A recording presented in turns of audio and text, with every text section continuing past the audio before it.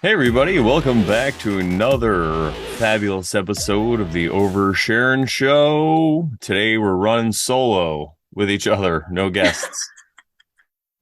So it's just Because we've Sharon and been I. rolling with the guests. We've been rolling with so many guests. We're going to talk about that. Those people, though. I don't know, I was going to say Oh, bastards, but I don't want to say crikey. that. What happened? Sorry. I turned the I'm God dang it. I'm shuffling. God, I can't think of the word. I'm shuffling and I had it upside down.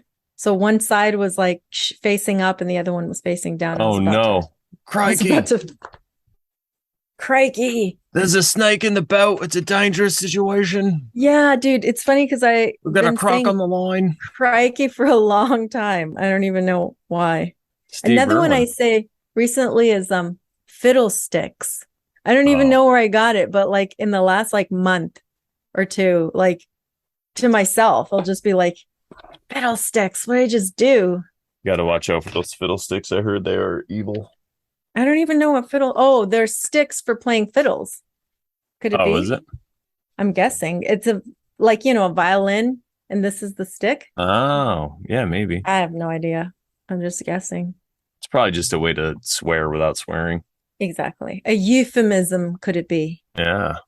So everybody, no guests today, and but we do have a quote, and we do have a card, and we do have some fun stuff to talk about. So, fiddlesticks away. I'm gonna read the we have two quotes today, a short one and a long one. So the first one is: the cleverest of all is the man who calls himself a fool at least once a month. And that's by Dostoevsky. And that reminds me of what we do on the show. We joke around. We say We're not making fiddlesticks. any claims. We're just oversharing. Exactly. We crikey it up all the time. Crikey. Crikey. That was one of my favorite episodes he was doing like back in the day. I used to watch that all the time. And he was in a boat trying to catch a croc, and they had a croc on the line, and then there was a snake in the tree. This is probably staged, or who knows. So that he's trying to grab the snake and it falls in the boat. He's like, this is a dangerous situation. We have a snake in the boat, croc in the line, or whatever it was. Yeah, it was pretty funny. Oh, Who would have I thought that a you freaking won't be surprised, but I never really watched the show. I probably found out about him much later. And then I kind of knew who he was and everything.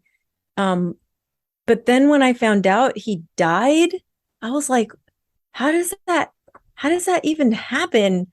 Like this dude is like seasoned. He knows what he's doing. Like, and then how does a freaking whatever those stingray things are, how does it freaking lance its tail or whatever? It's that freaking sharp. Like, holy smokes. Like, it just yeah. sounds unbelievable to me. It was a crazy freak accident because those things are usually really, Allegedly. yeah, those things are usually really docile. Docile, I would think. And he was just swimming above it. But I think for some reason it just probably freaked out. Who knows? You know, it's a wild animal. It could have been triggered by something. Maybe his fear, maybe for That whatever guy was pretty fearless, he though. was pretty fearless, but yeah, like Maybe maybe there somebody was else like, jumped in the water through a rock, or who knows? You know. yeah. I see what you're saying. I totally agree. But with him, I used to watch him all the time. That guy did not care. He was just like, all righty. Like he had no fear. That's what I liked about him True. so much. So then he died doing what he loved, I suppose. Yeah. It's funny because that actual incident, I started to write a blog post, but I don't know if I ever finished, but that incident it's like a crazy synchronicity to, like, I took it as a sign that this world isn't what we think it is. When things like that happen, it's just a really weird synchronicity, but it's like a shout out from the universe to be like, this isn't what you think it is, you know. Right, Whole which, we experience. can talk about Archaix in a bit, but Yeah, it's definitely some kind of realm. interesting stuff. All right, so here's our second quote. Rest in peace, Steve Irwin. Only a What was good it? Steve Irwin. Yeah. Steve Irwin, Sorry. yeah. Well, South Park made fun of him a lot too, and that's where like you got crikey all the time because they would always be like, Okay. "Oh, crikey." And I don't Um, think I got it from there. is the thing because I never watched South Park either. Like I don't Yeah, know where I got but saying maybe heartbeat. somebody you knew was like saying it Yeah, because of that. Yeah. maybe I heard it somewhere. All right. So the other quote: "Only a good sense of humor can see through the cracks in the armor of your hubris. Only humor can deflate the ego without destroying it, because only humor can get power over power. The key is to remain self-empowered, but not so empowered that you become egocentric and overly serious. Tricky indeed. And only a good sense of humor is trickster enough to pull off that trick. Only a good sense of humor can help you get out of your own way so that you can see the way is not clinging to any way. Practice humor over hubris. Keep the will to humor ahead of the will to power. Laugh at yourself and the cosmic joke. Hang a question mark on the things you've been taking for granted. I'll say that again. Hang a question mark on the things you've been taking for granted. Set a tripwire for your certainty. Dangle a noose over your dogmatism. Plant a minefield in your mind field. Dance through all the seriousness with the, what's that word? Oh, I wasn't looking. And so it's INSOUCANT with the insuant Where are you at? lighthearted Which paragraph are you right in? at the bottom. Plant a minefield with your minefield. Dance through Dance all the seriousness with ooh, even I don't even know that word. with the Insouciant, and I have no clue. I'm gonna have to insouciant look that one up. lightheartedness.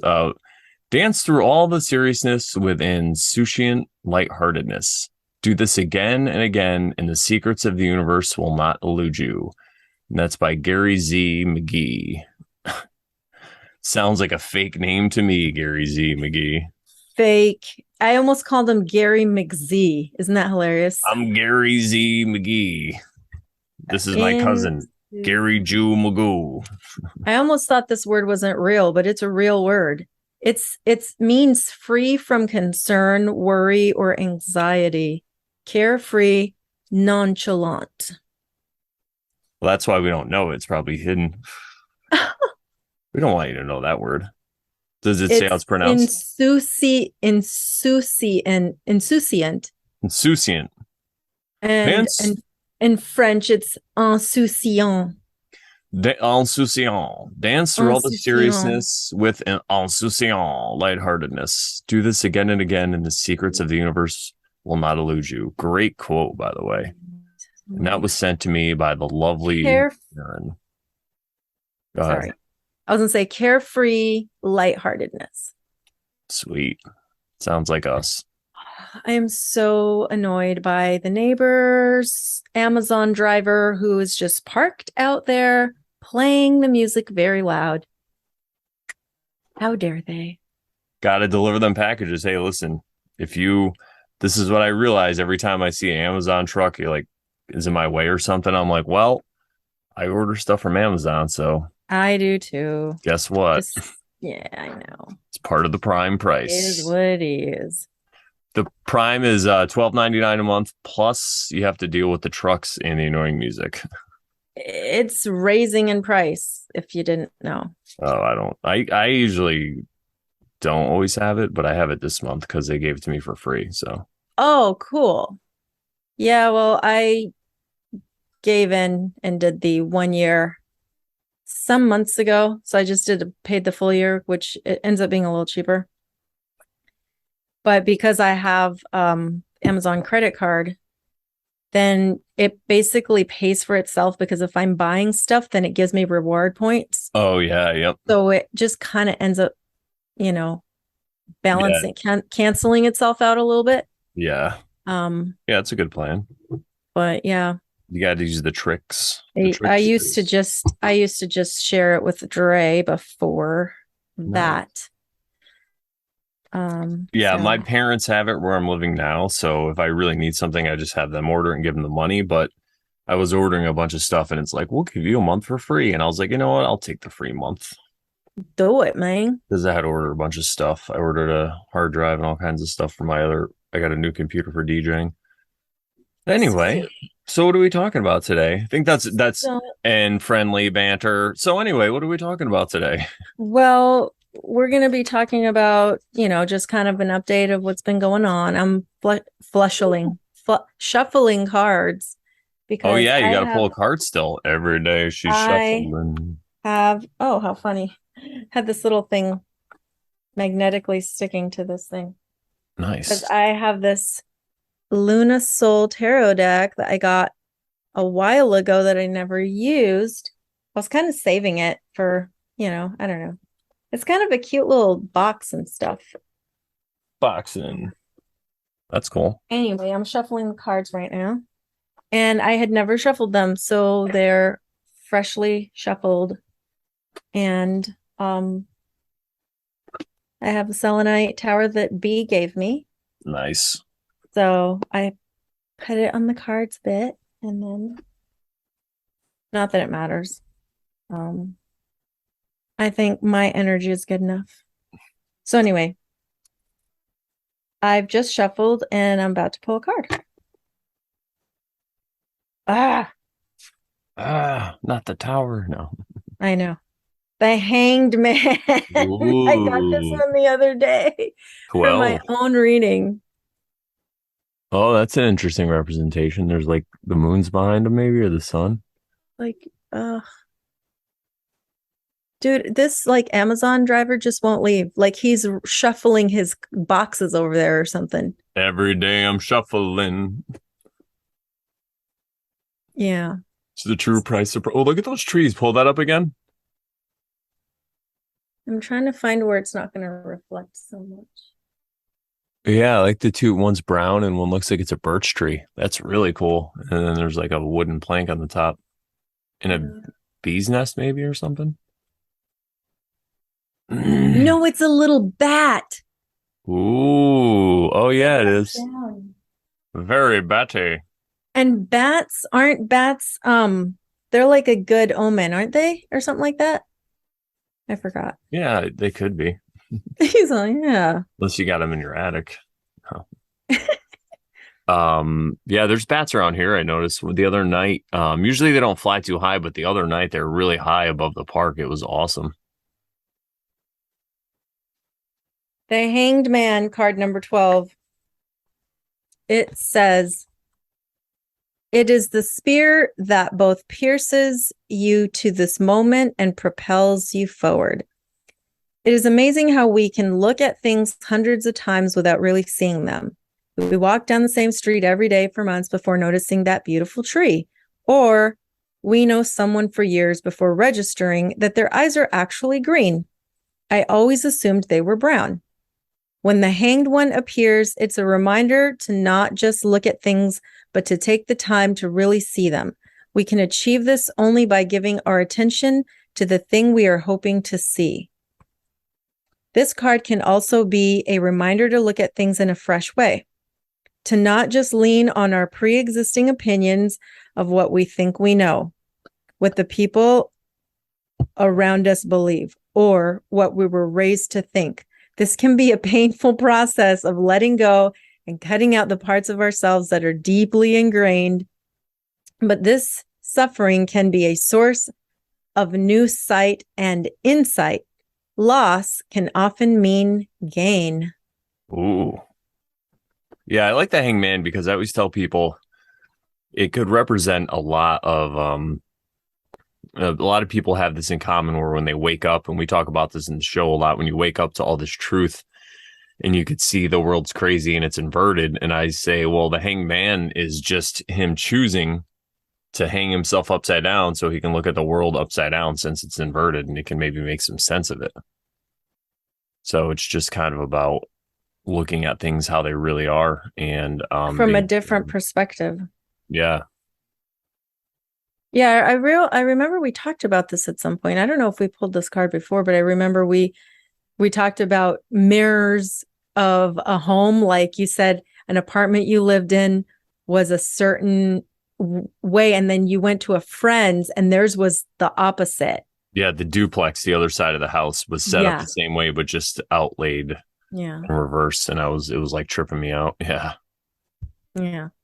Yeah. And it's funny because it goes back to what you said about that card, because it's like you look at something 1,000 times and you don't notice it. Well, by the same token, if you're so used to one exact setup, if you see the exact inversion of it, it could kind of screw you up. Mm-hmm. Totally.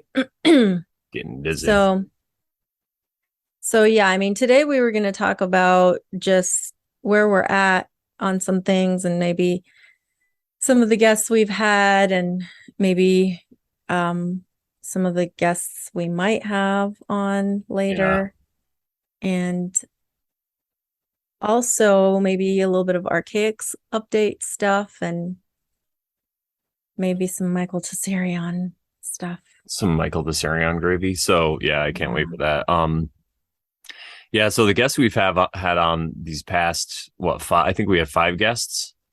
I can't even count. We had Uh James on from Grounded no, okay, we Extra. had Steve Zerlath Yeah, that's right, Steve, and then James, and then James and then Adam and then and then Joe. Joe and then Michelle and then Woodshop Bear. Wow, six guests Right? in a row. That's holy smokes. And each of them brought like a fresh perspective to a lot of the stuff we talked to, and everybody that all the fans of our show anyway, really loved it, which was great. Like they've learned something and they were very entertained. So I think Steve was really great with all the pagan stuff he was talking about and the different point of view of Yahweh and how he might have been just one of these pagan gods that one group of people took this idea of what he represented and then made him the apex of their whole belief system, which is really interesting because that kind of plays into what Archaix talks about. And then we had James on, and he was talking about all his amazing products that he makes, and he told us some really cool stories from his life. And I like that episode because it shows you that there is a way out. There is a way for you to sustain yourself in this world. And it's just really about having no fear. That's really what that episode boiled down to. It's kind of like you just like Steve Irwin, you just do what you have to do. And maybe you'll die doing what you love. Hopefully not prematurely like Steve Irwin died, but who are we to question God's plan? Yeah. You know, I And mean, maybe Steve Irwin invented an engine that runs on water, and we just don't know. and didn't tell anybody, but everyone who needed to know was found out, and that's how he got. Yeah, he was just about to bring it to market. Crikey, I got this engine that runs on water. Oh, let's go swimming, Steve, with this. Water. Yeah. Um, He's Aussie, right?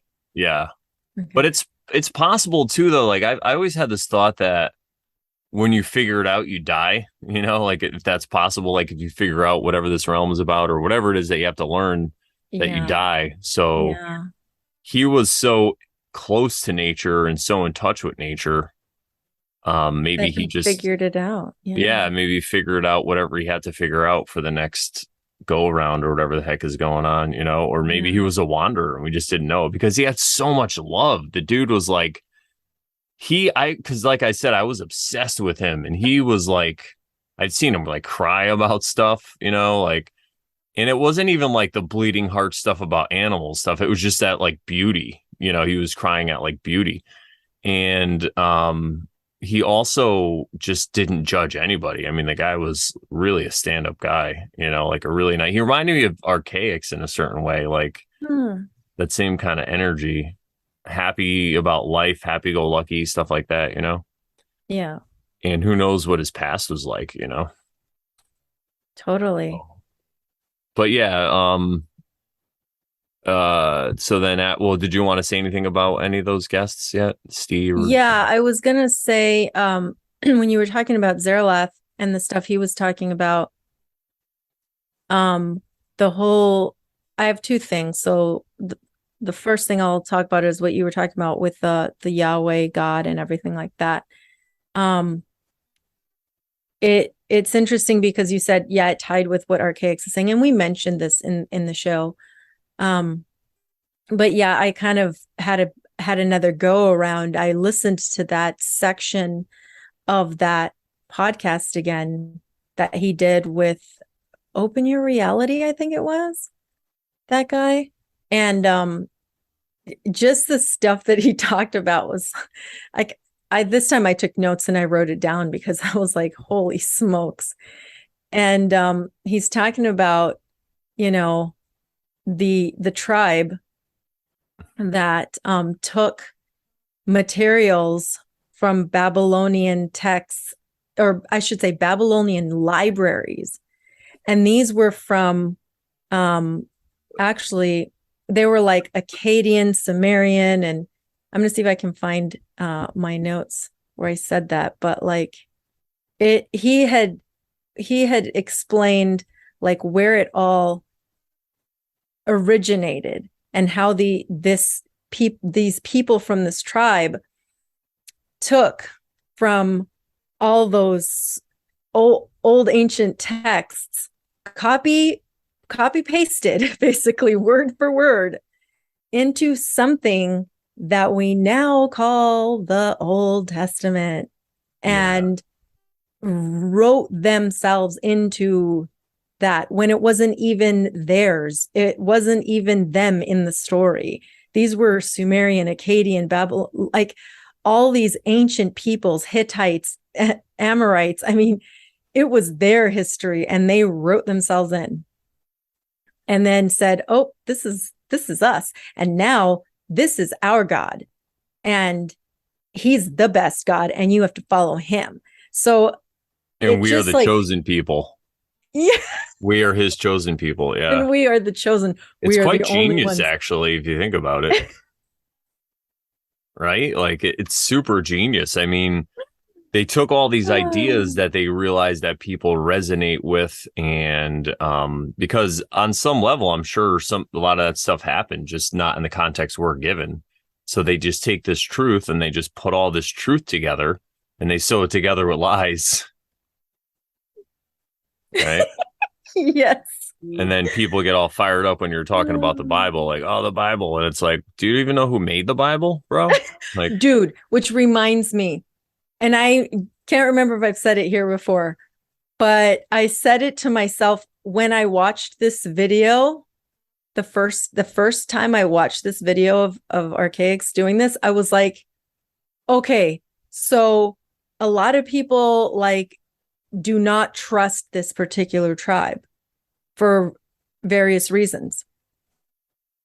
And they don't trust anything they do, allegedly, but they trust the book they call their own history. Why? How? Like, why is that the exception? Why would they not lie? yeah, exactly. Yeah, you have a really good point there. It really just has to do, it really goes into mind control and what mind control really is. And all it really is people are allowing their viewpoint to be shaped by someone external because it's a lot more comfortable to believe in that than it is to look inside and face some of these uncomfortable truths about what could really be going on. And not even that, just it's like training wheels, right? The Bible, oh man, this is so bad.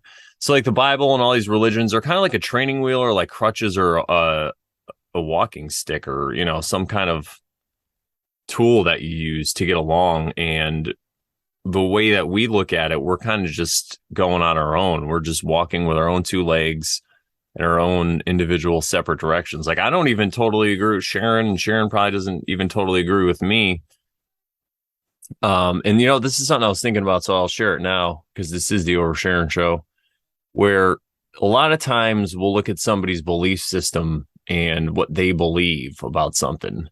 And then we say, oh, that's silly. But I think that the way this realm works, it's possible, especially with their point of view and their worldview, that they find information that validates their belief system and it makes it true to them. And it could even be true because I don't know how this realm works. So, in what they're seeing in their world, whatever they believe could be true. You know, like JFK could have really gotten shot by Lee Harvey Oswald. We'll just use that example because no one gets triggered in their world. And then maybe it really did happen somehow. I know that sounds crazy, but we talk to a lot of people and we're not, we don't agree with all of our friends about their different points of views as well, too. But what I'm saying is like, instead of worrying about that, I try to focus on, are they living in accordance with nature? Are they living in accordance with natural law? Are they doing unto others as they want done to themselves? And if they are, then what they believe doesn't exactly hinder our friendship, in my view. I just let them believe it because they could be right. They could have some information that I have no idea about, or I just can't entertain it because my worldview about history is this one way because all the stuff I looked into, and this goes like with the Tao, it says, if you want to get everything, give everything up. And I think what they mean is to a certain degree, that could be a physical thing too, give away your possessions and stuff like that. I'm not saying you should give everything away, but if you give stuff, I think stuff comes back.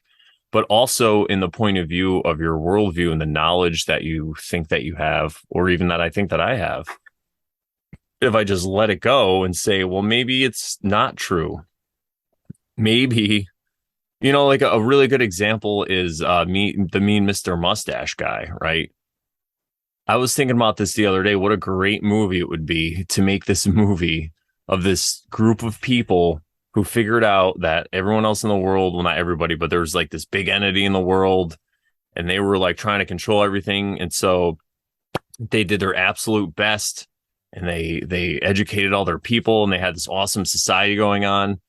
But then the allies got together and kind of started a war with them. And you know how they say like Hitler invaded Austria and all these places?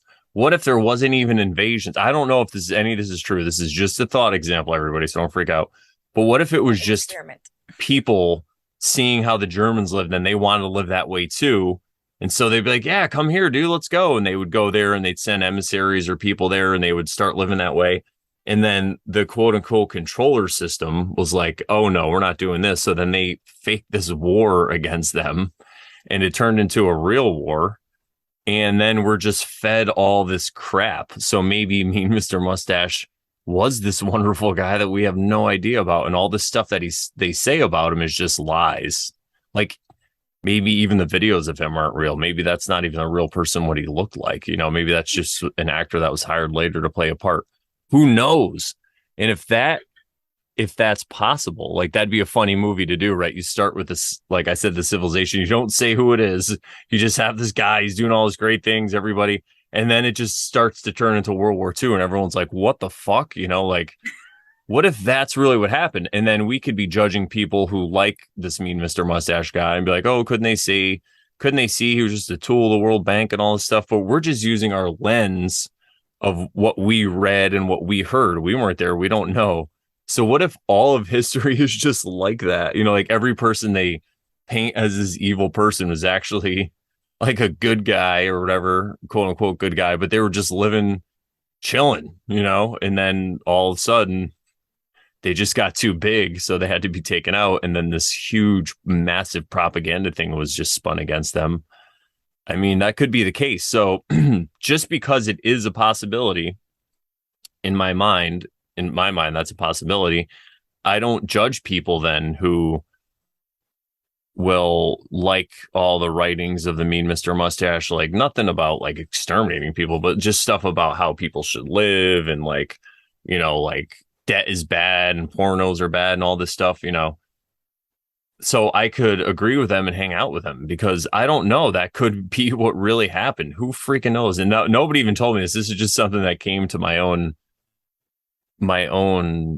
it came to me intuitionally, I guess, because I was trying to figure out how I can have compassion for people I don't agree with. And then this whole idea for like a story came out. Like that'd be a hilarious movie because I was trying to figure out how I could paint um like even doing a comedy sketch, how it can paint the mean Mr. Mustache guy as like, what if this was really what happened? You're like, and I would say it in like, listen, I had this friend who he thinks this is what happened. Like he's great, he's not nothing, but like, and then just paint this whole picture for people and then tell them it's Hitler. And then they just be like, what? Like, yeah, that's what he thinks. So now, so should I be mad at him because he likes Hitler? He doesn't like the Hitler that you guys all know about.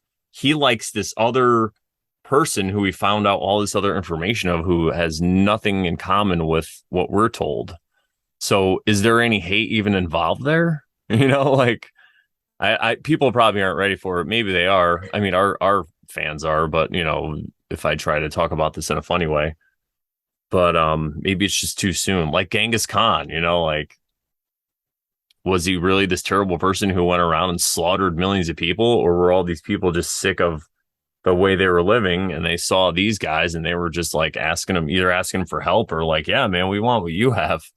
So it looked like Genghis Khan was taking over the world, but it was just this way of living that people liked much better, closer to like a utopia, but it wasn't like that nonsense. But it was just a better better ideology, better psychology. People weren't, they didn't have all this trauma they were passing down. Everybody was kind of living more in accordance with natural law, and they were getting it, and it just swept the area. And then they said, "Oh no, there was a Mongol invasion, and they came in with horses and cut everyone's head off." Like I don't know, because we Yeah. weren't there. And that's why I like to keep an open mind about all this stuff. And like I said, it really doesn't matter. We've talked about this in the episode about division back in 11 and 1111. Like there are all these means of division, and you want to argue and you want to be like a Bible lawyer, or you want to have like your facts straight. But those facts could have been given to you by the same people who created the Bible, allegedly. Like we have no idea. Yeah. And the funny part is that I don't even, because I hated history, how dare me? I just hated like memorizing what happened, when, where. Like it wasn't even interesting to me. So since I don't really know I mean, yes, I know that I know the kind of the general story of the mean Mr. Mustachio allegedly stuff. But Alvalfo but Hitler. I don't like know details. Like I don't like I know there's people that are like experts in like the details of what happened, and I'm like I don't even know.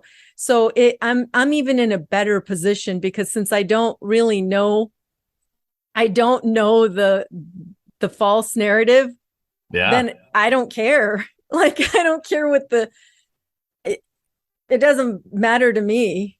Like if you like someone or not for something. I mean, I personally don't have an opinion necessarily because I don't know. I don't know the man. I don't know the story, and unfortunately maybe I have not read the materials related to that story. So cuz I've just been onto other topics. It's not been the topic that I've chosen to look into. So nothing against it. It just is what it is. Yeah, totally. And I But think if I did end up doing that as a joke or something, I would have to, this fictional friend of mine who worships, or not worship, is like a big fan of me and Mr. Mustache, but the nice version of him because like everything was lies. I'd be like, and guess what? He's Jewish. People would not, they'd be like, what? Like, that doesn't make that's any sense. hilarious. Speaking of which, you went to AC and you met someone, and I want to hear the story. You Uh, told someone named Ari.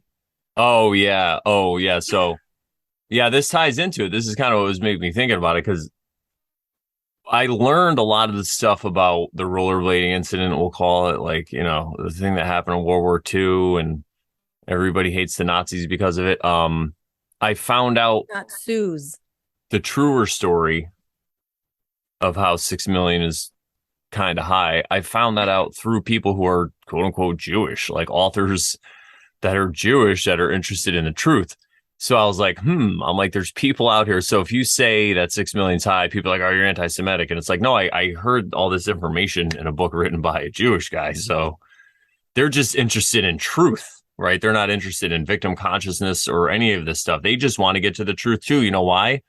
Because they're good people, not because they're Jewish or they're black or they're white, because they're fucking good people and they want to know the truth, just like me.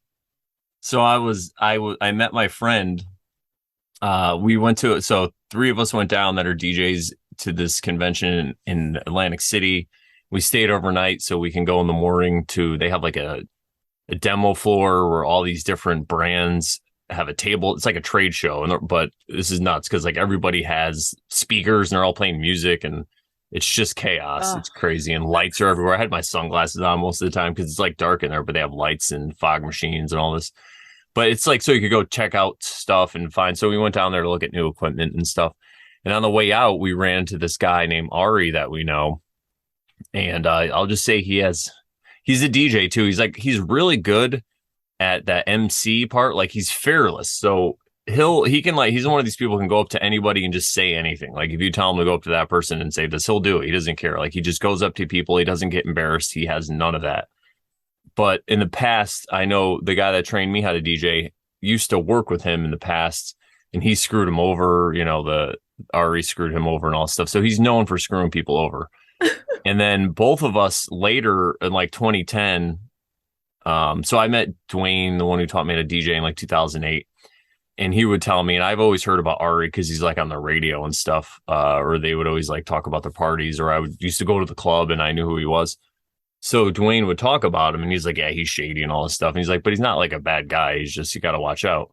So we actually ended up working with him for maybe a year or so, a little less at this club. And I never really had a bad time with him. I've seen him treat other people like crap, but he never treated me like crap. Like he never even try to pull anything with me. I think Dwayne warned him that I was crazy. So he was always really cool with me. And we haven't really seen him that much lately at all. And then we were down there in Atlantic City, which is like 3.5 hours away, just about to leave. And he was just arriving because this thing's going on all week. So he just arrived. So as we were outside about to take a picture before we left, he shows up. I mean, we were inside, but we were outside that demo area. And he's talking to us and he gets a picture. And then Dwayne's like, oh, what's that thing? Or he said something. And I'm like, oh, the Holocaust. that's hilarious. So I said Holocaust in front of him, and he's like, he started laughing. He's like, oh, that's offensive. And I thought Oh he was saying God. it's offensive because, but he was just being, he was just being tongue in cheek. But he's like, oh, that's offensive though, because he's kind of like a little lefty. It's really funny. He has like a Ukrainian flag on his profile, like he's so, I thought he meant because of the rollerblading incident, like because 6 million's high, I thought he meant because of the Holocaust. And he was saying Oh, it's offensive because he believes in the scandemic thing. So oh he's like, shit. oh, the people that whatever. So at first I thought I was going to have to try to like tell him that 6 million is too high. Cause I don't care. I would totally bust his balls about it. Like, and I was thinking about how Oh my I was God. going to do that. But then I realized he was talking about the scandemic and I was like, oh, and we just laughed it off. Cause we were really about to leave and I didn't have time to go in this whole conversation with him because it would have been crazy. Oh God, that's hilarious. But so I was thinking of a way though that I could explain this to him even after we left, or how I can explain it to people in general. And that's what I came up with, like this whole story about this nice guy that ends up being the mean Mr. Mustache guy. And I was, and I learned that from a Jew. Like, so what the hell, like somebody who's interested in truth. I don't care that he's Jewish or whatever. But That's yeah, funny. yeah. So that was a funny story. Yeah. Um, Yeah, his face was like Holocaust. It just didn't. It's like all these programs are coming together. That's what happens with people in normies. They laugh, and that's why comedy's so great because you can get people to yes. laugh, even if then later they pull back and say they're offended. They still laughed, Yeah. just like we talked about in that quote at the beginning of the Yes. show. They're just not as in touch with that. They're not as in touch with their intuition and their sense of humor. They're But not okay with it. you could still make people laugh and be considered offensive. But if they laugh, then they can't claim they were offended. Get the hell out of here. You fucking Yeah. laughed. You So laughed. You're worse because you laughed at it if it's offensive. Like, get out of here. And I'm clearly trying to make a joke, so I'm not being offensive. Even if I That's was, like, not that I care. yeah, But yeah. that's so funny. Um, but to if you don't mind to change the topic a little bit, because this we were talking about Zeralot's episode with the discussion of Yahweh and then Oh yeah, get back to the that. Yeah. tribe and stuff. And so we're on the topic of the tribe. And now one of the other things that Zeraloth talked about, which it's funny because I didn't notice it. And so I'm glad that Spoons pointed it out to me because she noticed it. And she said that he was talking about how reptiles exhibit that that peacefulness, that like meditation. They'll just be sitting there for a long time, like in meditation until they need to do something. Like until his iguana needed to like climb the wall, he was just chilling, unless he needed to go to the restroom or whatever he needed to do. Not that animals go to the restroom, but You have to unless it put an needed to. iguana sign on the restroom now. Is this the iguana restroom? No. Oh, but yeah. So yeah, I just wanted to mention that. But yeah, Uh that's so true because the iguana is just sitting there. It's not thinking about how it's going to climb the wall or what it's going to do or getting anxiety. It's just in the moment. And then it's like, all right, like my cats, they're like, all right, now I'm going to be over here. Now I'm going to climb this. Now I'm going to do that. They don't have this level of consciousness that humans struggle with. And I really do think that's what this part of this realm is about, is to try to incorporate that. But go ahead though. I just wanted to add that because yeah, oh, it's so that's true. cool. It blew my mind too. I was like, they're just sitting there all day chilling, like meditating basically. Yeah, I always wondered too because I know Dre had like two cats and I just would be like, what do they do all day? Like and I don't have pets because I feel like I can't subject them to that you know and like to just like I'm thinking animals should be out in their natural environment. I know pets have been whatever what we want to call it Domesticated, domesticated, so just like humans. it's different, right? Yeah, Yeah. we've been domesticated too. I mean, we don't live like the Kalahari Bushmen or anything, Yeah. for crying out loud. But yeah, I would just wonder about animals and like, do they get bored? You know what I mean? I just like wondered if they had a similar awareness as we do, and perhaps they don't. I, who knows what animals meditate on while they're sitting there, and it's very interesting. But it was a good point, and it was like they're very zen, I guess. Mm. You know, I or think they could very. get stressed, depending on the situations that they're put in. But I think it's because it comes from just I guess some kind of fear, like probably like some kind of primal fear. Like if they're put in a situation where they're not exactly happy about it, they can get stressed out. But most times, just hanging out in the house or a regular environment, I think they are just in this state of zen, you know? Yeah.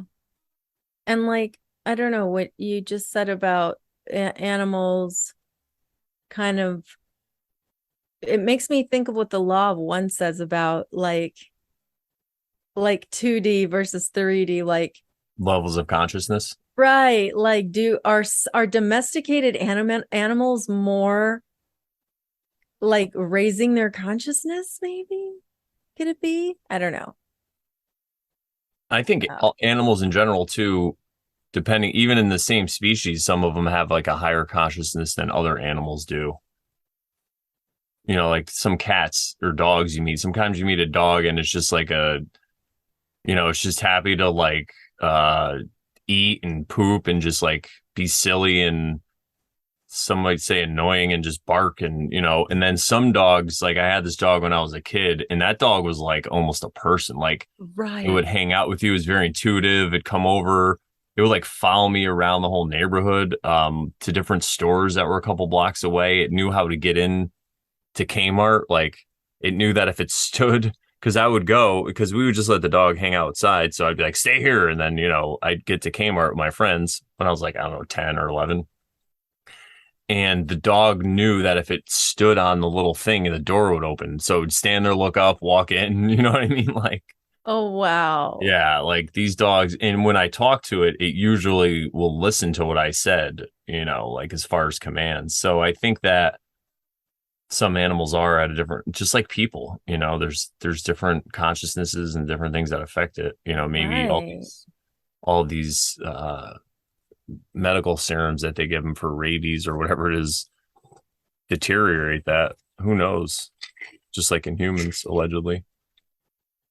Right. And you know what? It makes me think of, and I mean, we're totally kind of going a little off topic, but it kind of makes me wonder, like, on the law of one, you have the different densities, like 1D, 2D, 3D, and then you have, 4D, 5D, 6D, and the 5D, 6D are spirit beings. They don't have a body.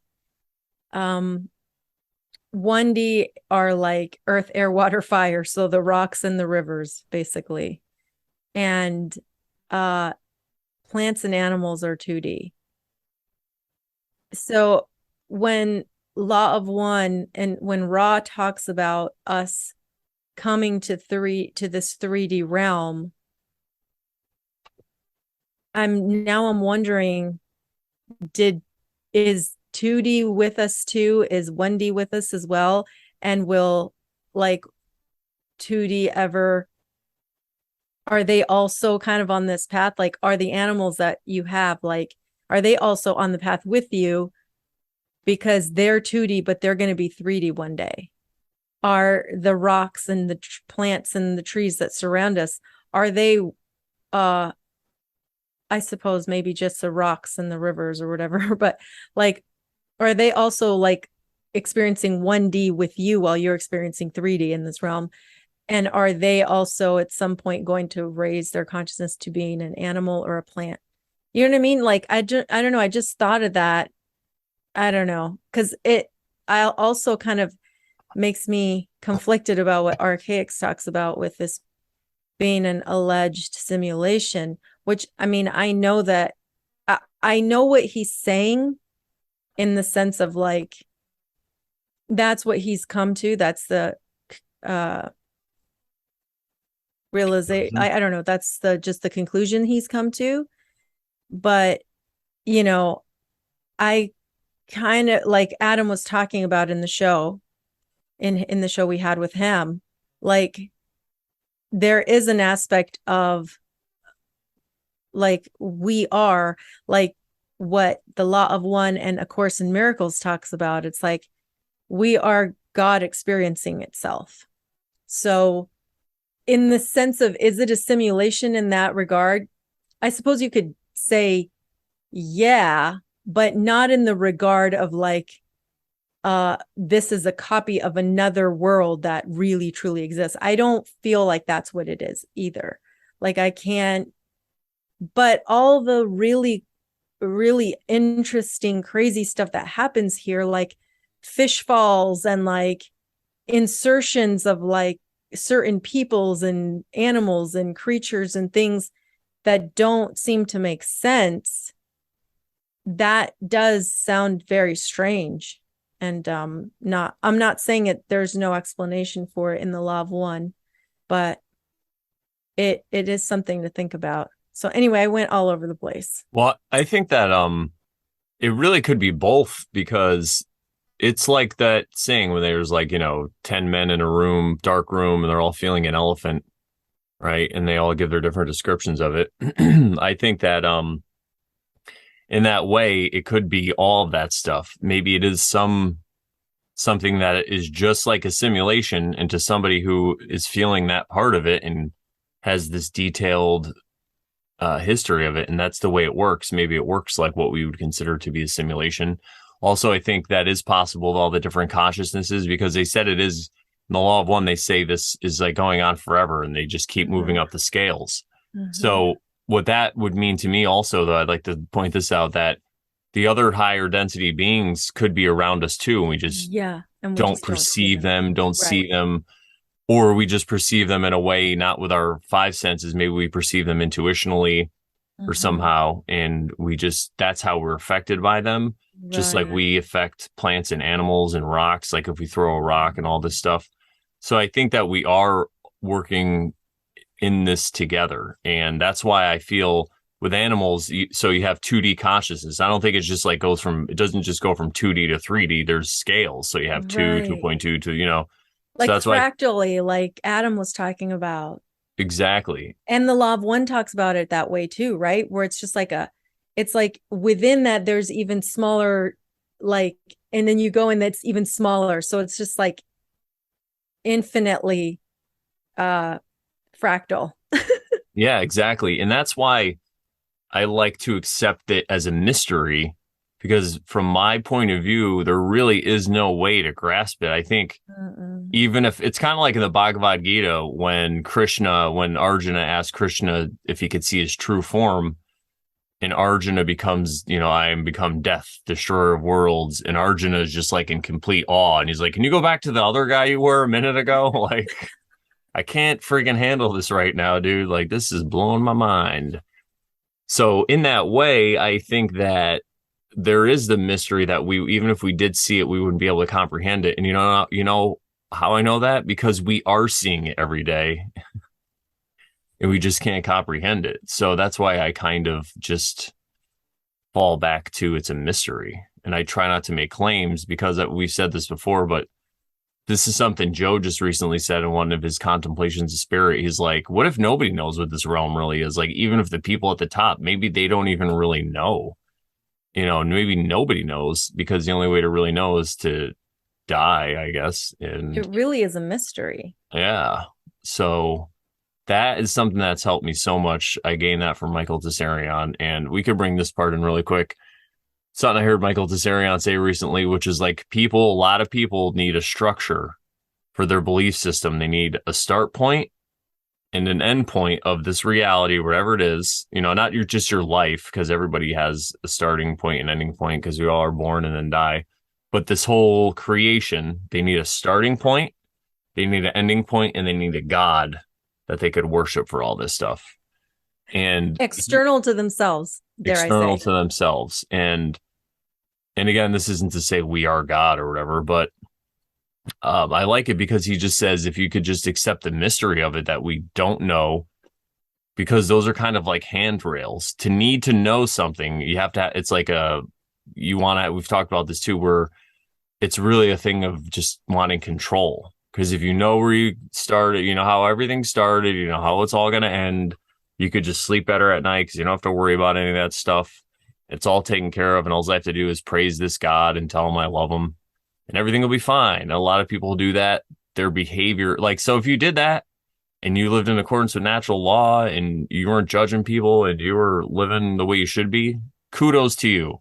But a lot of people who fall in that churchian or whatever it is frame of mind, and no matter what, it could be any religion, it could be Christianity, Muslim, all this stuff. There's like extremes where these people need this handrail of knowing, whereas we're talking about just no handrails. You just go out and you figure it out for yourself. And what do you, Fearless, could it be? what's that? Fearless. Yeah, fearless. Yeah, you're going along with no fears because No you don't need rails, to no know how it handrails. started. Yeah, no handrails. You don't need to know how it started. You don't need to know how it's going to end. All you need to do is worry about your behavior. Today, the present, that's a distraction from being in the present moment. It's a Is like, total I distraction. need to know what happened in the past. I need to know how it ends. Like people focused on the book of Revelation and what's going to happen. And there's a, there's going to be a rapture and we're going to be saved. And so we should, it's like, do you know that? Has it happened? You've been saying that for years. Like I grew up with like the rapture's going to happen. You're going to be, you're not even going to be an adult by the time the rapture happens. Well, I'm here. Where's that rapture at? I wish it would happen. All those people could go to heaven if they want. What if the rapture happened and it was actually better here because it wasn't exactly, what they said? Maybe that's what those Phoenix events that Jason talks about, because he says all those people disappear. Maybe that's is what happens. Maybe the people who are the fearful ones, they just get sucked out of here. You know what? Okay. So they get like what if they get harvested to other 3D realities because they have to repeat their 3D. And this one has already raised its consciousness enough that it will go on to 4D. Is that like Yeah, or even the higher level of the 3D, and maybe they just get dropped. They right? could even get dropped back into this realm, but then again, as children, Yeah, how exactly. we hear a lot of times about how after there's a major catastrophe, like look at World War II, and then afterwards there was the baby boom. Yeah. All those people Yeah. died, and Archaix then talks about that. yeah, so Yeah. maybe that's just a way that the natural way of getting rid of people isn't working. So this one thing comes around every 138 years and just gets all those people out of the system and sends them back around. Maybe it does Gets them somehow. out of their like insanity, dare I Yeah. say, like the Course in Miracles talks about, Yeah. and brings them back and it's like reset, like start all over. And the Maybe people you'll who wake are up this left, lifetime. yeah. And the people who are left are the ones are the fearless people. So then they go on to raise the children to not have fear. And then after a while, fear creeps in after hundreds of years or whatever it is. And then it just It has to starts happen again. again. Yeah. Yeah. So this event, and even Archaix even talks about these Phoenix events and this Nemesis X object that's supposed to come in 2046 and all this stuff. He always says it's not what we've been told. It's not for us. It's not for people like us. We have nothing to fear when it comes to it. In fact, if you fear, then you make yourself a target. Mm-hmm. So I think that just kind of proves that point a little more, or that little thought experiment, if that's what this could be. But then again, it's not worried about getting wrapped up in that stuff, because maybe in the past life you were part of that and you were one of the fearful ones who was sucked up into the sky, or whoever freaking knows what happens, right? And then you were born into another family, and then you were able to transcend the fear. And that's why you're here listening to the Oversharon Show. Big shout out to the chat, by the way. Thank you guys. We've had some great chats recently. A lot of people in there showing a lot of support and just having a really fun time every Thursday night. So check us out every Thursday night at 8:33 p.m. And you could be in this chat with us too, hanging out, and you could meet Sharon and I, who Sharon is I Belazima. So if you see her chatting there, that's Sharon. I usually say it in the beginning anyway, just so people know who are new. But yeah, come check us out. And the best ways to support us, go to morelawsmoreproblems.com, click on the Oversharing tab, or really, like we say, just hang out in the chat and make comments too on this video or wherever the podcast. Because remember, guys, we're also a podcast now. You can find us on iTunes, on Amazon, on Pandora, Not Spotify, Pandora yet, or not maybe they have. Yeah. Pandora. I don't think a lot of people listen to podcasts on Yeah. Pandora anyway. Yeah, probably. Spotify, Podbean, all these different ways. I know that because Apple, Apple iTunes, because we're on Google, iTunes, even if you have a Droid or a Galaxy, if you just go to one of because they have their own different podcast things, the Android one. So Google, yeah, Google Podcasts and Podbean are all on Android, I believe. yeah, but even if you go, like I have a normal, I forget what it's called, one for my phone, but it'll show up. Well, it should show up there. I should look and try to subscribe. But I know if it goes to iTunes, then they put it out there too. So yeah. So check it out, everybody. We got a podcast, not just a Yeah. video show. And if you're listening Starting, to the podcast, we have a video show. You could see our beautiful smiling faces if you want. Go to good call. YouTube, the Brandon Bonanza channel, or it's all on morelawsmoreproblems.com. So you could come. If you're just a podcast listener and you're free on Thursday nights, you can come and chat. Yeah. Come join us. All Good right. call. Anyway, I was going to talk about, you said a couple of things that made me think of some stuff. So you were talking about, we're not saying we're God or anything. And I'm not saying that we are or we're not, but it is very interesting that the Bible even says that the Holy Spirit is within you and that is your teacher. And you should listen to that, not to external things. In 1 John 2:27, it clearly says that you don't need another teacher, for the Holy Spirit within you is your teacher, basically. So, what is the Holy Spirit in Christianity? Brandon, dare I ask you? I think it's just the animating spirit that animates all of us. I'm just talking about the Trinity. The Trinity, yeah, The exactly. Father, the Son, and the Holy Spirit. And what does that mean to Christians? It means God. And all of them equally are God, right? So what is it saying? That the Holy Spirit is within you and is your teacher. God Yeah. is within you. So if God is within you, then doesn't that mean you're God? Well, I think that. I So know. this is. I'm just Oh yeah, saying. yeah. I'm just saying. Oh no, I like what And you're I'm saying. not saying I'm God, it's not like that. Yeah, well, But it's. I think that the animating spirit is inside all of us.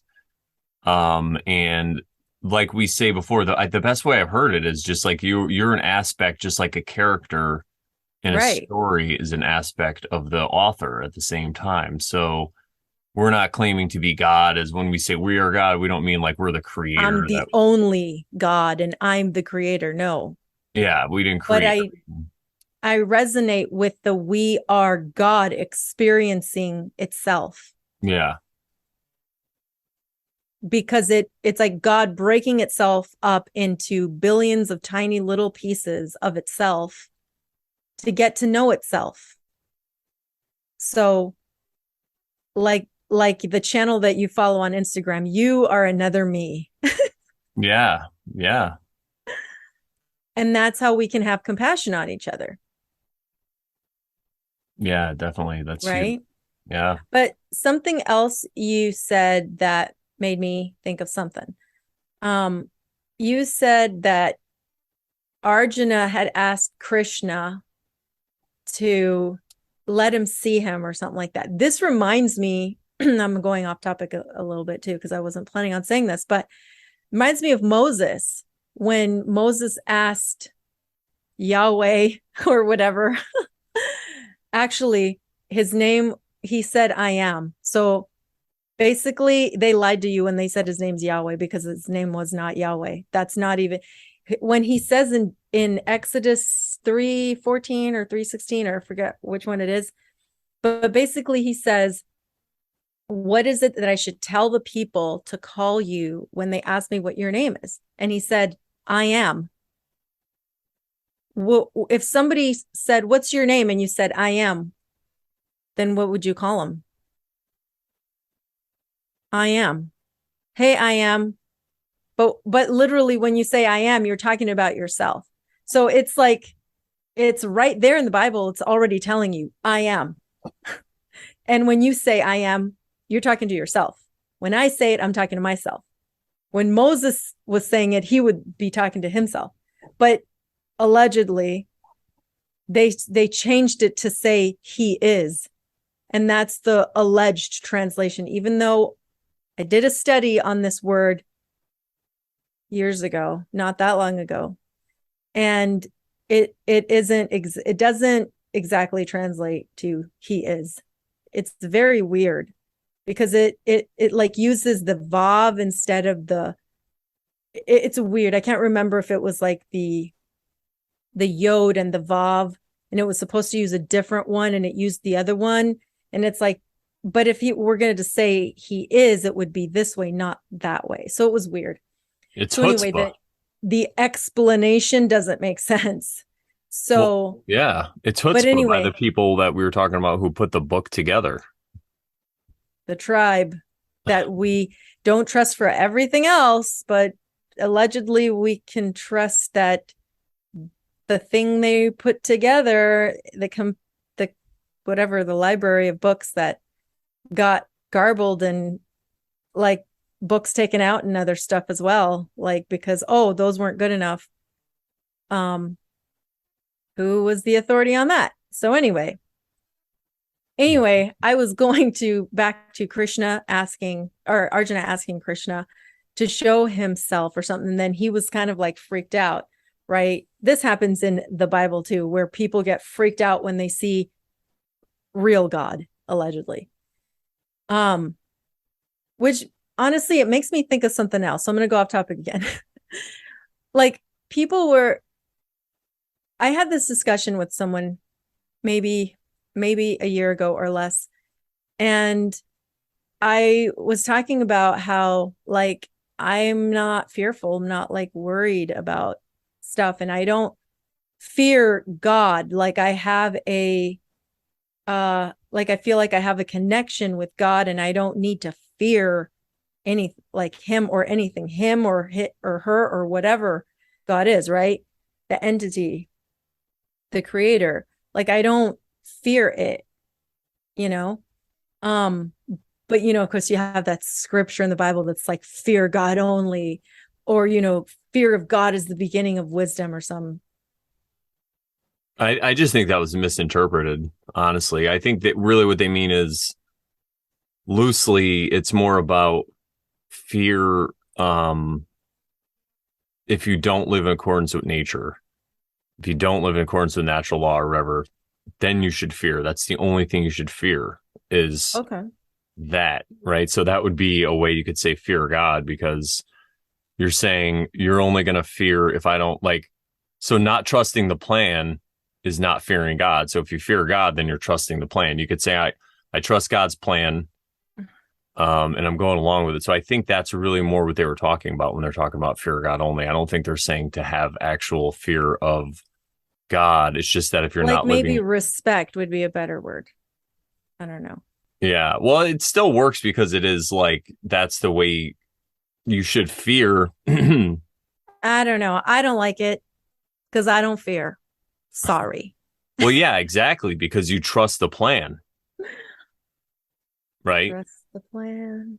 Exactly, because you know that if you are going to go live not in accordance to natural law and go like screw people over or whatever, treat people how you don't want to be treated, you know that that's only going to come back to you, right? It's going to come back to you and affect your life negatively. So in that way, you are fearing God, but just not a way that they take it so literally. Yeah. Yeah. I mean, to each his own how they want to explain that. I personally don't fear God. But anyway, I was having this discussion with that But you are, though. person. Huh? In your life, your actions, you are fearing God. You're living a God fearing life. Well, according to you, I Yeah. don't like that. I don't like that word. I don't like that phrase. Oh, yeah. No, Because the word I fear to understand. me is like to be afraid of, and I'm not afraid. I'm not afraid. Yeah. I'm afraid. I'm not. I was just mimicking my little niece when she was little. She's like remembering something and she was like in a dark place and she said, "I'm afraid." I always remember that. Anyway, um back to I was having this discussion with that guy and now I forgot where I was going to go with that. But I think he was trying to like make me feel bad because I said I don't fear. And he's like, "But you fear God." And I'm like, "No, I don't." Like I like and then he said something like he would be like fearful in God's presence or like he would be, but I mean the way he lives he is fearful. Like he's it's not that he's not living in accordance with the golden rule and stuff, but he's just probably not healed some wounds, so he doesn't know how to like be okay with the way life is. So it's always a struggle and it's always complaining or being negative or so like when like now it's making sense to me that he fears God's presence because he probably can't like be alone with his thoughts. You know what I mean? Because it's too much. Um, so anyway, that, I mean, I think of it that way now, like fearing God is like fearing being alone with your own thoughts. um, but Yeah, anyway, that the literal fear, if you're going to actually have fear and be afraid of God, you're exactly right. right. And there were people in the Bible who were like always afraid of like if like an angel showed up and they're like, I come from the presence of God, the most high. And they were like afraid and they're like, don't be afraid. That was the first thing they would always say. The angels would be like, don't be afraid. Like, so anyway, it's kind of interesting because Well, everyone did. there's a way to work it out. So you can definitely tell when they were saying fear God, they didn't mean it in a literal sense that people are taking it, because every time God showed up or an instrument of him or an angel or whatever showed up, it always say, have no fear. Right. Right, but they So, were afraid. oh, yeah. But the first thing the angel said, though, was have no fear. So now you know that you're not supposed to fear God in the literal sense. It's more about probably what I'm talking about. Oh, okay. So you're saying, okay, the allegorical sense of the terminology, perhaps. I'm sorry. I don't even like the terminology, so I don't want to even entertain any Are other. you afraid of it, Sharon? See what I mean? I'm not. I'm not afraid. You're afraid of I, it? I know. I'm I just just kidding. don't want to associate myself with being afraid. Why are you But scared? No, I'm just kidding. I'm just busting your balls. No, you're no, yeah, I know. Um, but anyway, those were all side tangents. They still haven't said what I was going to say. Um, okay, so it's about graven images, right? So you said something about uh Krishna was like, "No, I don't like that version of you. I like the other guy. Bring back that." Sorry, Arjuna said to Krishna, "I like the other version of you. Bring that guy back. He's cooler. That one's too scary or too whatever, intense. or too intense." Right. It reminds me of like the whole concept of what a graven image was. I allegedly, like when I looked into it back in the day, several years back, that potentially the reason there was a do not make any graven images was because if you try to encapsulate God in one form, you're not even explaining all of what God is. Like the golden calf is just one thing. I mean, God is all encompassing. He's a lot of things. So how could you like take one thing, one object and say that's God? You know what I mean? So I think that's what the whole like graven image thing was about. And so maybe I was relating that back to what Arjuna said to Krishna. It's like the elephant, right? Let's imagine God is like an elephant and Krishna was like feeling or seeing whatever, just this one part that he liked. Maybe he was feeling the Arjuna? belly and he's like, Arjuna was feeling Krishna and he's like, I like this. The belly's really soft. That's cool. But then he went to the trunk and the trunk was like hitting his face and he's like, what the heck is this thing? I don't like this part of God. you Or maybe know? somebody turned the lights on and he saw all of it. That's what it was. He was like, Yeah. whoa. Whoa, that's too much. Yeah. Yeah. Yeah. I don't know. I don't know where I was going with that. It's just Over over, Sharon. over Sharon, her use.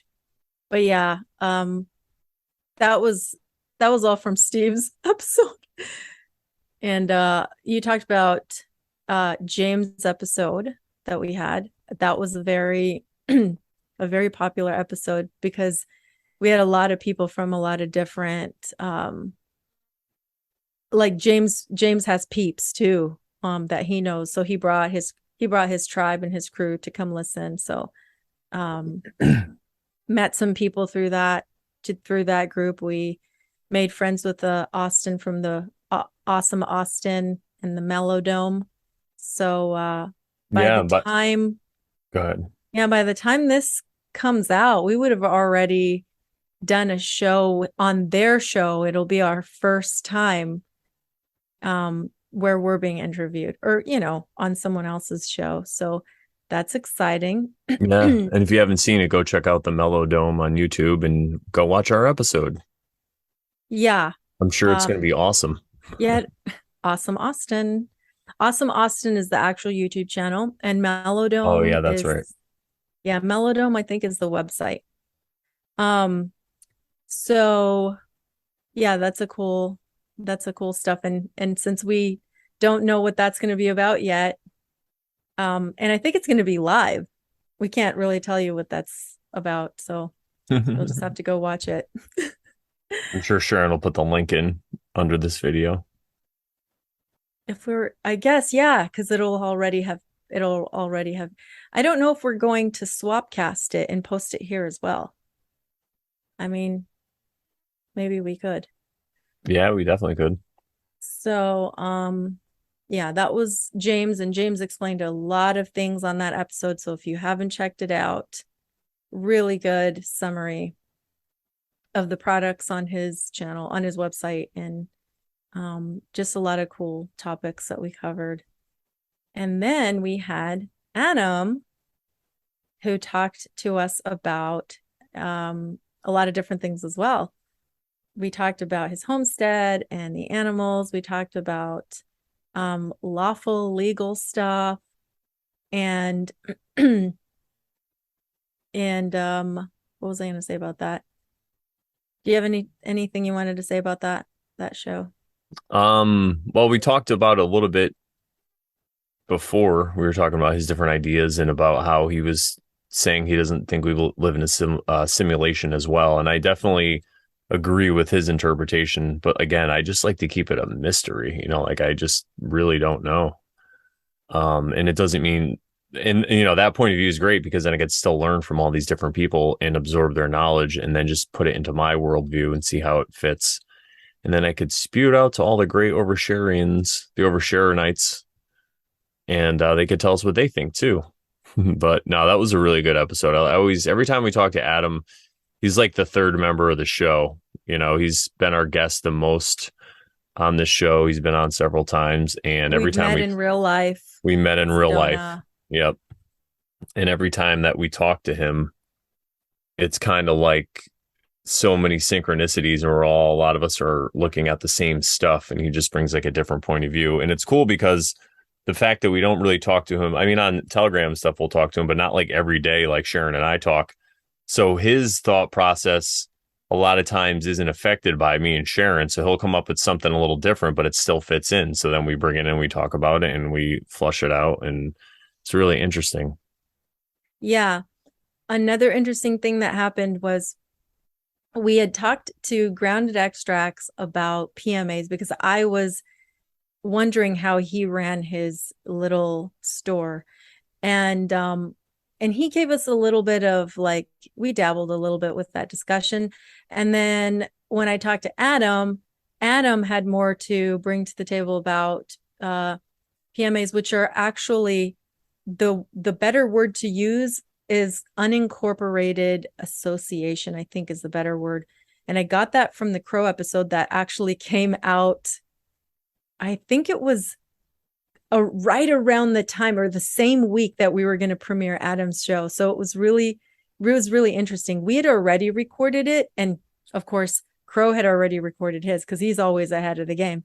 So it just came out on the same week. So Crow's episode and Adam's.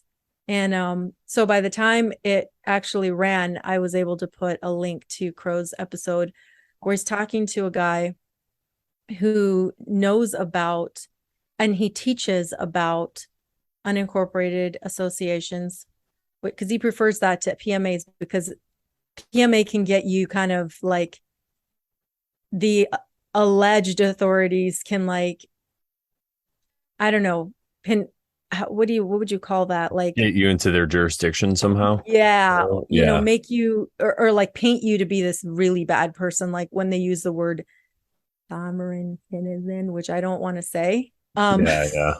So if you got it, you got it. That's what they do. They paint you into this corner and then they like say, oh, you're this, you're that, so you must be a terrorist, because you're avoiding laws and stuff. It's like you weren't supposed to make laws against people. Yeah. And when we We say PMA, we mean private membership association. Right. And so the better terminology is an unincorporated association, if I'm not mistaken. But I can link the show that covered Yeah. it. If you have some kind It's of pretty business and fun. you're looking to go that route, I highly recommend that episode of Crow. That was Yeah, this was very really good. illuminating. Very much so. And that guy is actually going to be, by the time this airs, that will have passed, but that guy's going to be here in Arizona. His name is Robert Michael. He's going to be up in Pine Top or Lakeside. I forgot which one. They're towns that are right next to each other, in Arizona. And so I thought about going, but it's like a full weekend.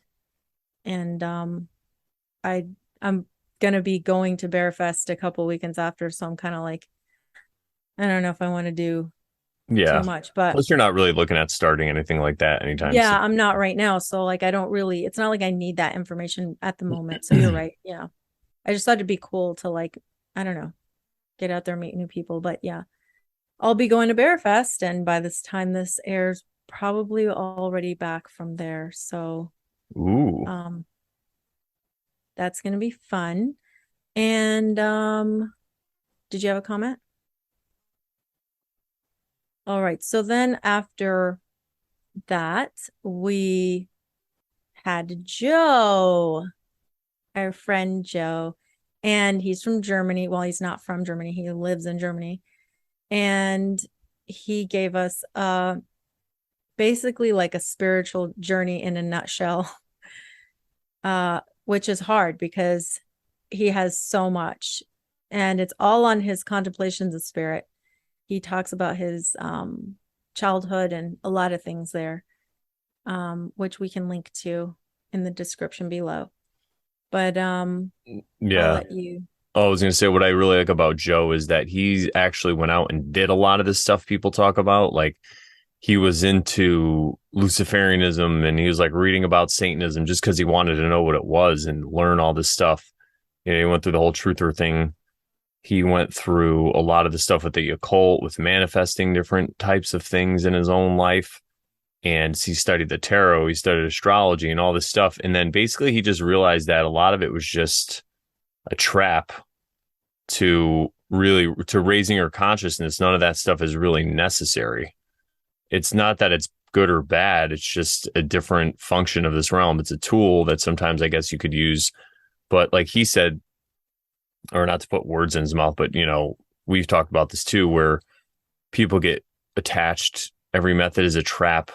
And so they think they find this one way and they get this power, and it really is some kind of power, especially when other people don't know how to do it. And then they start to identify with that power, and then they start to think that it's them Mm, specifically doing this and not some function of this realm or whatever. And they kind of get distracted, and their consciousness doesn't really, it starts to just like level out, and they don't keep going up with the level of consciousness. So I thought that was very interesting because he's not demonizing any of this stuff.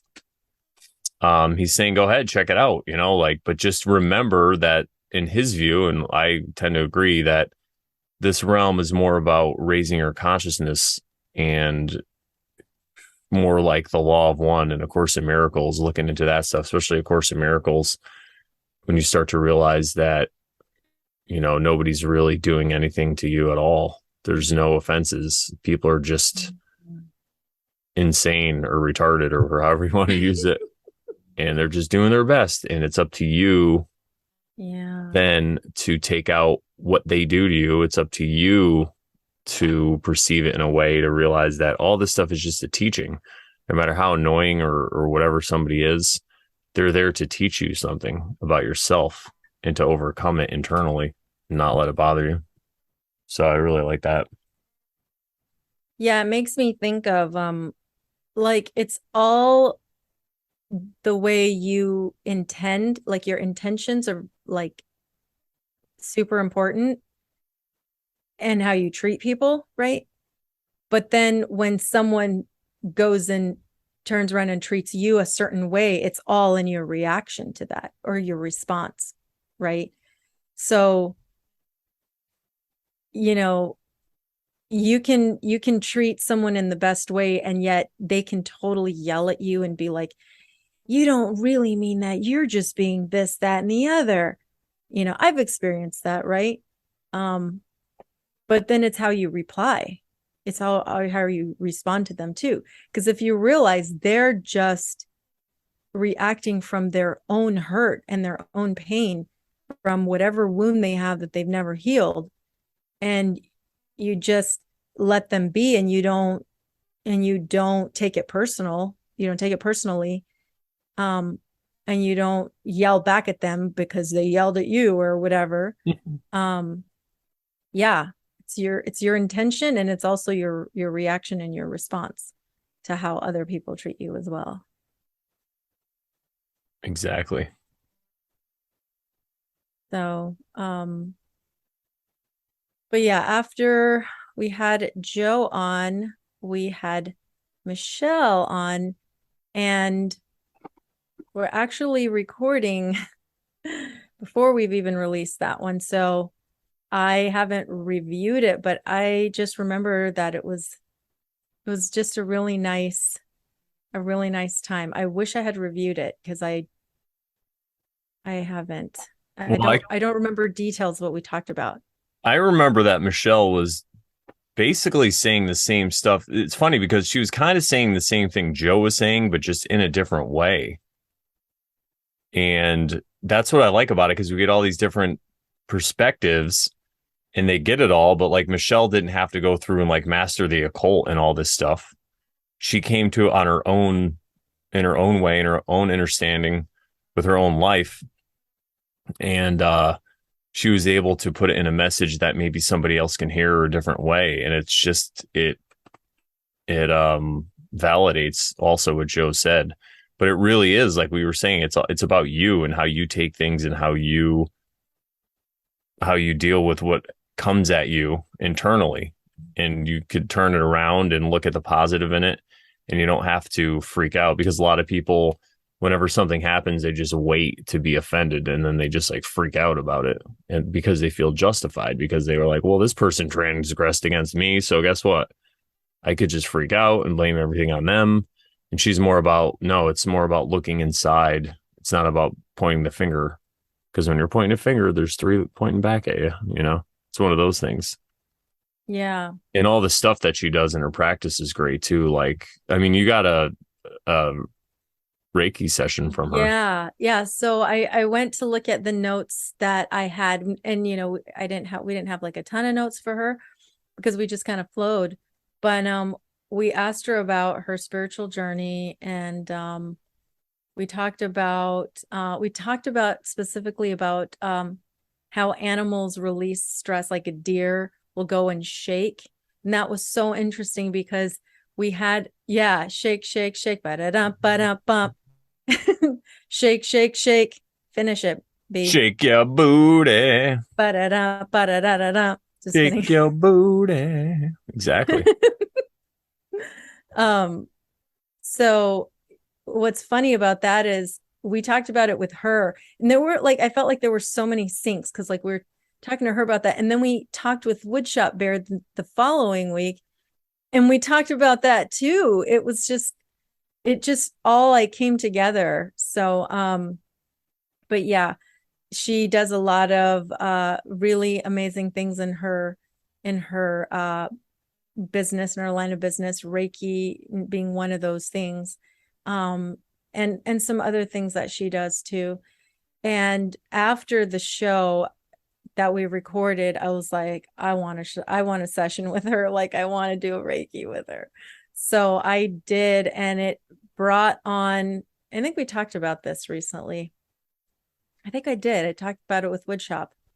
Um, that it just brought on so many synchronicities of things that I realized I needed to address in my life, and just to move on and grow and not be stuck and not feel like I was stuck somewhere.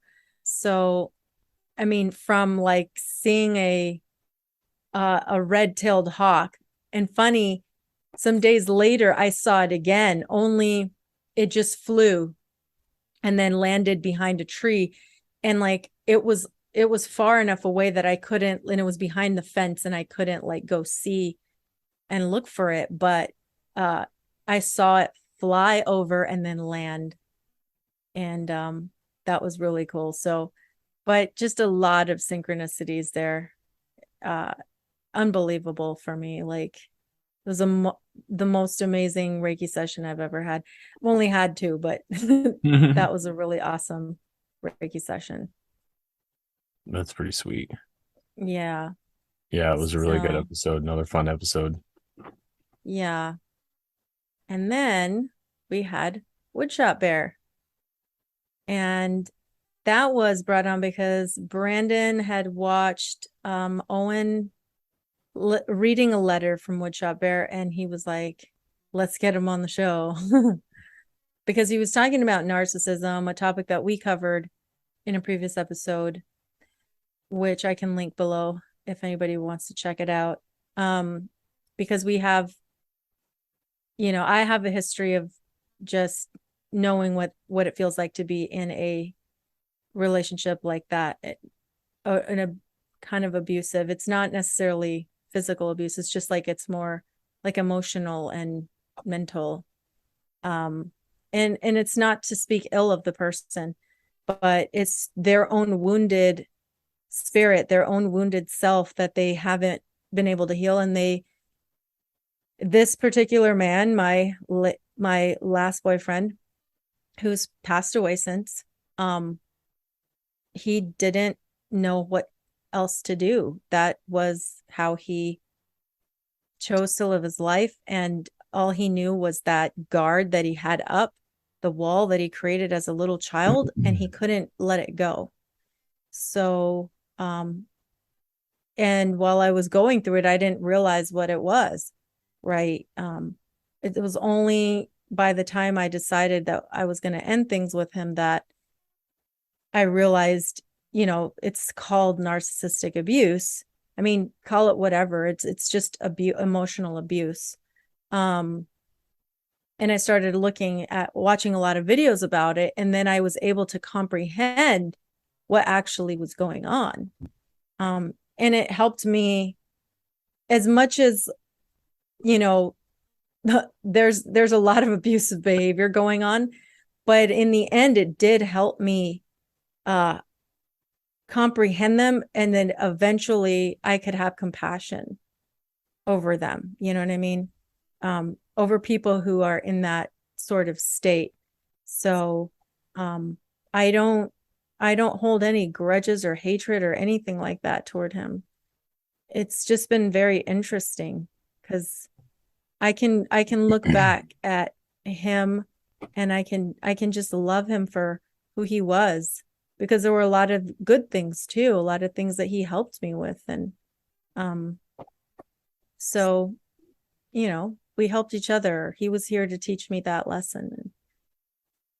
But totally went off on a different tangent. But anyway, we were talking to Woodshop Bear, and he had gone through a lot of just, this kind of narcissistic abuse as a child. And he talked about how he overcame that, and how he's been able to overcome, and just the things that how it's affected his life, but how he's gotten through it.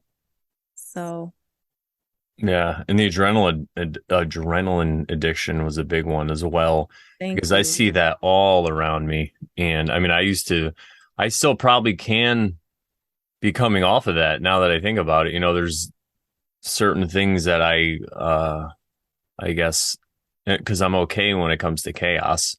So there might be certain patterns that I'm still kind of living out, but I'm working on. But after watching that, it really blew my mind, because I got to see the science behind it, and I got to see that it's like that thing you say, there's things that there's things that you don't know, but then there's things that you don't know that you don't even know. And it's one of those things that I was, it was illuminated to me. and now I can take what he said and apply it to my own life. So I'm really thankful to that, to him for that, actually. And I think a lot of people are, that episode is going to blow people's minds. It hasn't aired yet as of us recording this, but by the time this is out, if you haven't watched that episode, go check it out. It was crazy because he wrote that letter to Owen. It's like about 19 minutes, 20 minutes, I think, of Owen reading it. But Woodshop Bear goes very deep into detail about his life and everything that happened and all this different stuff. So you can see the progression. And then he even gives the solutions about what he did to overcome it. And it's nothing that's even super complicated. It's just about stopping the behavior that's giving you the adrenaline. It's about stopping the situations where you're putting yourself in chaos. So he just said that he likes to not have chaos in his life if he doesn't have to, and just not to seek it out. And it's really quite amazing because he said the only way to stop the addiction is to stop getting the substance. And adrenaline's tough because you can't always stop it. Something's going to happen, but it's about limiting that time that it happens and finding the times when you're causing it yourself as opposed to the exterior world. And even then, we talked about this, when something happens in the exterior world, it's up to you how you're going to deal with it. Now, something can happen when you're driving in traffic and a car cuts out in front of you and you're going to get adrenaline. There's nothing you could do about that. But that's what I think adrenaline is used for. So I'm not saying it's bad, but it's just that when you're used to this constant drip of it and you always need it and you go seek it out, that's when it's bad. But when it comes to you in a situation in your life when you actually need it, then you could use it for what it's really meant for. Yeah. Yeah. I mean, that was totally mind blowing. And I guess I had never even considered it, you know? Yeah, it's crazy. Yeah. I love how the shows we've been doing, they're actually stuff that, I mean, it's always been stuff that I'm interested in. I always like to listen to it. But now, like our show, I go back and listen like I would listen to somebody else's podcast, especially when we have a guest on. Right. It's great. Yeah. So much Because, gravy. yeah. And I've done that too, where because while we're recording, sometimes I can't listen because I'm taking a note and then, so I don't forget something. And so I sometimes I miss little things. So it's nice to go back and just the audio, the podcast, just play the audio back because you catch more stuff when you're just like listening. And so I've liked that too. I did that with James' episode. I mean, I don't necessarily finish them, but I just like will put it on and listen. Yeah. Yeah, me Yeah. too. I do it with Adams as well. And we're about to release Joe's, so Yeah. come out yet. But yeah. Well, those are all the guests that we've had recently. And we're thinking about trying to have some more guests also. Yeah. So I guess we could talk about that a little bit. Well, we have made contact with someone who is an astrologer, so we're probably going to have something about astrology coming up soon. We also have something coming up with Archaix work, so that's coming up at some point, not sure when. And we're seeking out some other people that we might want on the show that we don't want to say names yet, but Yeah. I think I like this because the guests that we've had are all people we know basically in our lives or somewhat we met, and they're not people who are like internet famous or anything. But I think it's good for us to have these guests and to show the quality of the show and the people we know. And then on top of that layer, it's like a foundation. Then we could start hopefully having some like big name guests on, we could start hitting them up because I think it'd be a great logical progression. yeah. And it doesn't matter who it is, even if the person's like famous, you could still learn from somebody you've never heard of before, like especially if you're not a bear, you could be like, who the hell's this woodshop bear guy? Like, but listen to what he says and you can learn. And then, somebody like Joe, who he has his own show, but even he knows he doesn't have a big following because of the stuff that he talks about. But you can learn so much from them. And then if you have some big name guy on, I mean, you never know, maybe Joe Rogan, you can learn from him.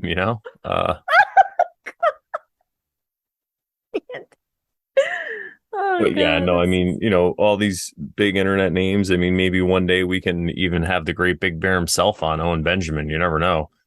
I mean, I think he would love this show, honestly. You think so? Yeah, I think so because we don't make claims. He Yeah.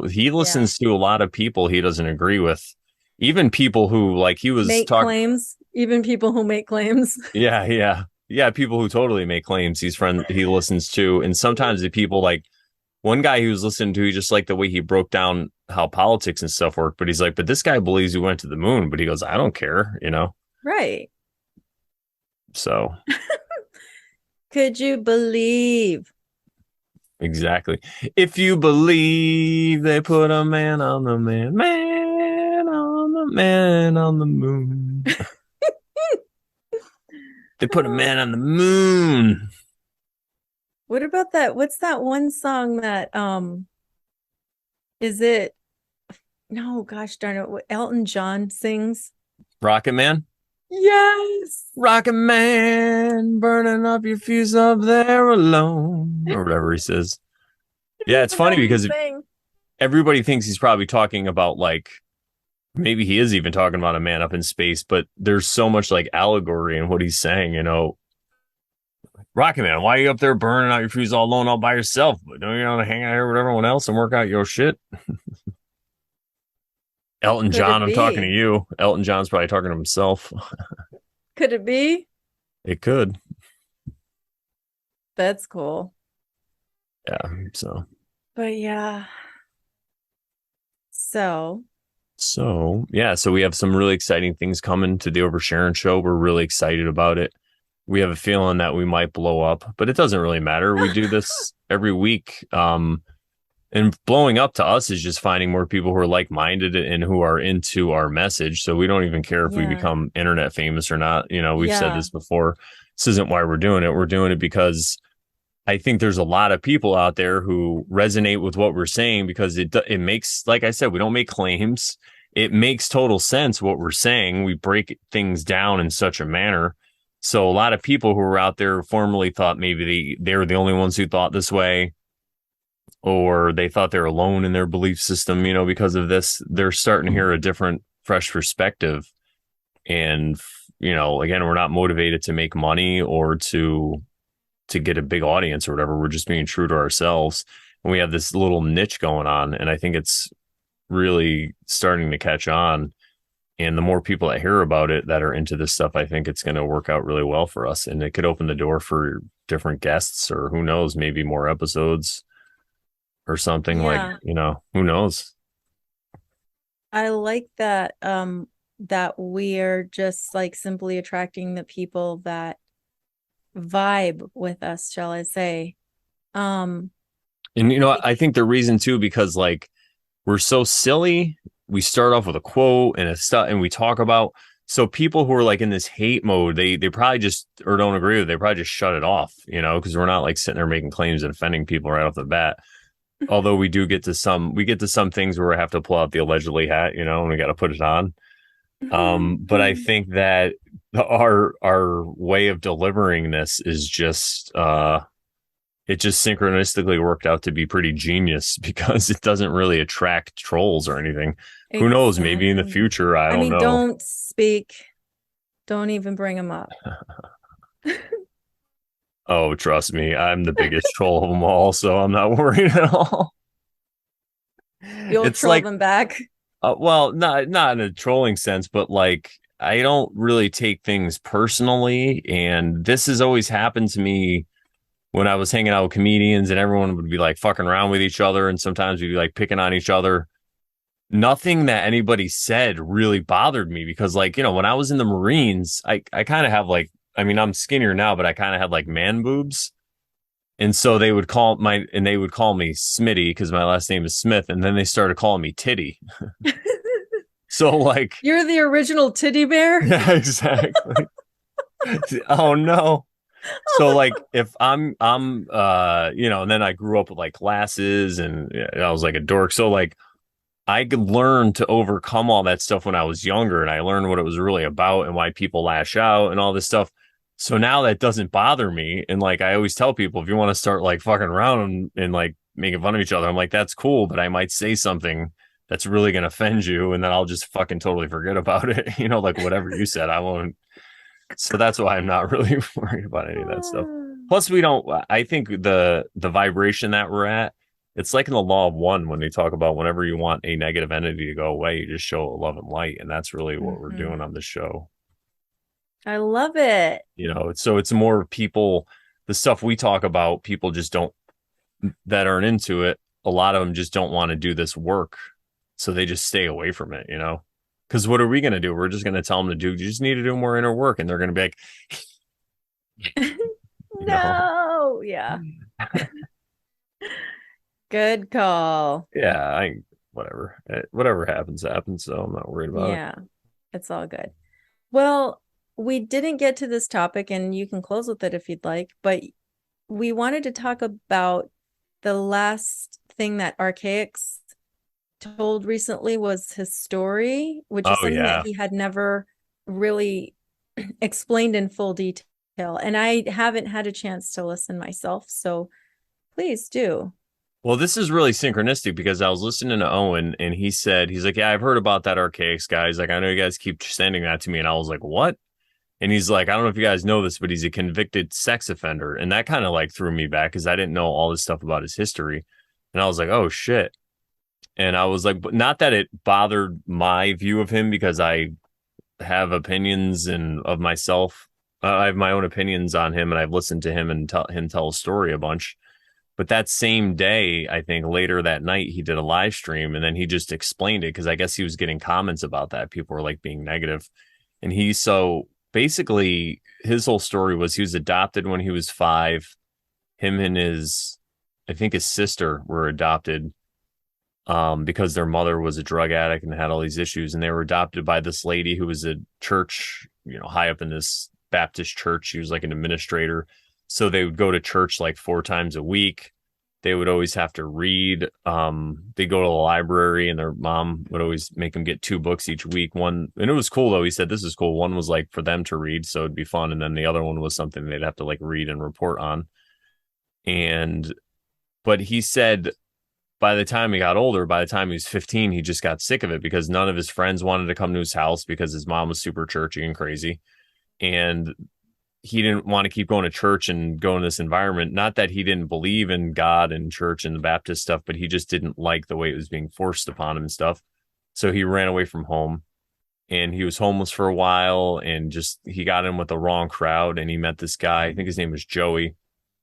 And they would like steal cars and all this stuff together. And then one time, I think he said he escaped from like juvenile prison and he was basically on the run. And he would, Joey or no, Archaix did. okay, Jason. And Jason did. And I think he also, or maybe that was earlier. And then later he told the story about how he was running away. He like stole a car and the police were chasing him and he ran through this field and he was like in the woods hiding and like they put out this APB. So all these people in Texas were looking for him, like all the even civilians with like shotguns and stuff were looking for him. Oh God. So he was able to get away and he had to jump on a train that was moving. So he grabbed a train. He said he like screwed up his shoulder and stuff, but he got on a train and got out of there. And then I guess later on he ran into that dude Joey again and they were stealing cars and they went to go steal this Lexus and this girl, it was her dad's car and she wouldn't get out of the car or she wouldn't just give it to him. And the other guy, Joey, had a gun. He had like a 22, which isn't anything crazy, but you still don't want to get shot, right? Yeah. And so they ended up telling her, okay, well then just come with us. And I guess their plan was to just drop her off at like a gas station or something. So Jason himself was driving and Joey was in the back seat with the girl. And he said the next thing he knew, the girl had all her clothes off. So I guess Joey he said, he's like, I saw a side of Joey come out that I've never seen before. He was saying how we can't have any witnesses and we're going to have to get rid of this girl and all this stuff. And so he pulled over at a gas station and talked Joey because Joey had the gun. So he didn't really know what to do, even though he was driving. He was still, he didn't want to get shot by the guy or whatever. So he pulled over to a gas station and told Joey to go inside and get some like hot dogs and Cokes or whatever. And then when Joey went in, he took off and drove to the nearest police station. and basically told him everything that happened. And they said that the family of the girl and the DA and everybody and the police went easy on him because of the story, because he Mhm. told them, I and he was wasn't even, known. yeah. Yeah, and he was known to run from the police. Like he escaped from juvie, he always ran a police, and he just drove to the nearest police station. He gave because he thought in his mind as a 17-year-old kid, he thought if I just tell him the true story, it'll work out the best. And he gave a confession and all this stuff. And so kind of basically put the nail in his own coffin by doing that. But they did take it a lot easier on him. And then back then they used to give these sentences of like 20 years, but you'd only have to do like 4 of the years or whatever. So he ended up getting this good deal because of everything. And then at Allegedly. allegedly, and then as he was in jail, he said that he just got immersed in prison culture and he just started to act up and act really bad and get in fights and stuff. And then George W. Bush became the governor of Texas and then made all those people, all the prisoners who I guess it was a common thing. A lot of these prisoners would just make these deals. So they made them do the whole time. And then even on top of that, he got more time added on. So technically, I guess he would be considered a sex offender because he was in the car with her and her clothes were taken off and all this stuff. But if you hear that story and just watching him say it, I mean, we could maybe put a link below to the episode Yeah. of I him don't know talking which one about it it. was, if you can remind me. Yeah, I'll find it. So if you go back and listen to his story, then you don't have to discount everything he says because if you think about it, it's just one of these logical fallacies where you're attacking somebody's character. And again, we talk about judgment and discernment, and obviously people's characters play into the information that they're giving you. But if they aren't in a position where they're trying to deceive people intentionally and they have information to share, I could still see how it would be valuable to check out that information. But that's something I want to talk about because it came up in a few of the communities that we're involved in. Like we're definitely involved with the Bears. So Owen saying that really kind of made me my ears perk up and think about it. And then it's crazy synchronistically later on that day he talked about it. So pretty Wow. nuts. That's pretty crazy. And the other thing that he said, which was really cool, Jason, he's like, listen, I don't care if these big name people, he's like, these big name people, if they hate me, if they talk shit about me, he's like, I don't care. This is something he said in a more recent stream. He's like, that doesn't bother me because the people who are listening will hear my name and then they'll come to this channel and check it out. And then they'll see that, hey, maybe this information is worth checking out. So he's like, either way, I get more subs. So he's like, I don't care. So it's cool that he has that attitude about it. But he Yeah. always talks about how he made a lot of mistakes and he's not this perfect person. He's like, I am Yeah. a ex-con, I'm a prisoner. I have done these things and I am responsible for everything I've done, which that point of view alone, he's not saying that he's a victim. Exactly. So Yeah. I mean, I've heard him say things like, I think someone who was it, Max Egan, who recently did a show with him. I only know the guy's name because I've heard it many times, but I never knew who he was until I listened to that. And feel like I didn't finish it. I probably should finish that one too. But he was kind of insinuating to Jason, like, because I think Max Egan sees like our lifetimes kind of in the same way that you and I do, where we kind of have this feeling or this sense that we kind of knew, like we picked this before we came here. And so we knew that this was going to happen. But then, of course, the veil of forgetfulness, we didn't remember as we came into the realm, but like we knew that there were certain things we needed to be exposed to. And perhaps we made soul contracts with other people. Like me and Dre probably had a soul contract to say, like, this is what's going to happen. And you're going to have to learn this lesson. And I'll be that person that needs to be that man that's going to bring about this feeling in you that you're not going to like, XYZ, whatever. But he was trying to, and Max Egan was trying to insinuate uh to Jason that, him picking his life and the way it happened with a mother who was that way, who took them to the library, who and then he ends up in a prison in a way that, you know, I mean, he didn't have to. So it's like he ended up being there and for so long, and he didn't even have to be there that long, but it's like he really did need to be there that long because it was going to take that long for him to be exposed to all the books that he needed to see before he left there so that he could come to the realizations that he came to and make all this content that now he can share with the world. So when he said that, and we said something to Jason, can't remember how he said it. He's like, "You picked your life," or something like that. And Jason's, or I can't remember how he said it, but Jason took it the other way, like no, no, no. I went into prison like it wasn't that I was wrongfully accused. He's like, no, I was a criminal. Like I don't, I was not innocent. Like Yeah. so yeah, Yeah, I he like he, that. he gets it. Yeah, Yeah. because again, not with the victim No thing. He's victims. like, yeah, which is huge. Yeah. Huge. Yeah. Didn't get Huge. that point of view. That's one of the So main reasons I resonate with him so well is because of his point of view and his worldview, even though I don't agree.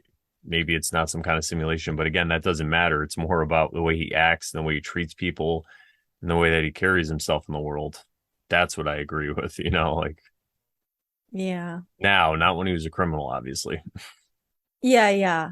It's just I just get this just really just like sweet presence from him. He's just a really, really sweet guy.